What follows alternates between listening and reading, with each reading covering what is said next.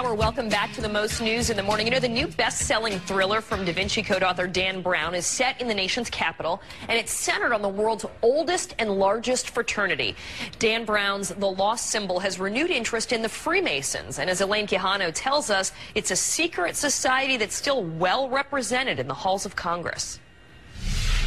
John and Kieran, for all the conspiracy theories about Freemasons, this much is true. They can still be found at the highest levels of American government. From the Capitol to the White House, Freemasons throughout history have freely roamed the halls of power in Washington.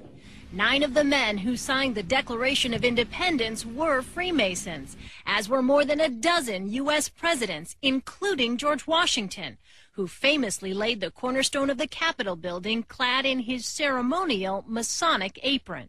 These days, Masons can still be found in powerful government positions. Masonic historian Arturo de Hoyos. We have egalitarian ideas.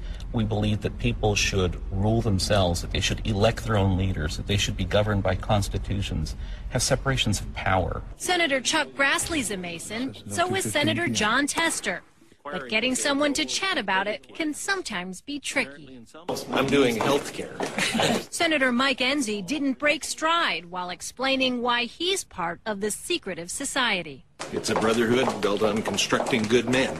Yet behind these closed doors, I became a Mason in my local lodge in Beckley, West Virginia. Secrets revealed. This was this 32nd degree. Congressman Nick Rahal, a Mason for almost 4 decades, decoded Masonry's most prolific symbol. You may see the compass and the square as symbols of Masonic training. We live by the square. We're upright individuals. The congressman describes Masonry as a fraternity. He says his mentor and fellow Mason, West Virginia Senator Robert Byrd, nominated him for membership. As a 33rd degree Mason, the highest level in the Scottish Rite of Freemasonry, Congressman Rahal acknowledges there are a lot of secrets and codes, but he says they're not sinister. So are you trying to rule the world?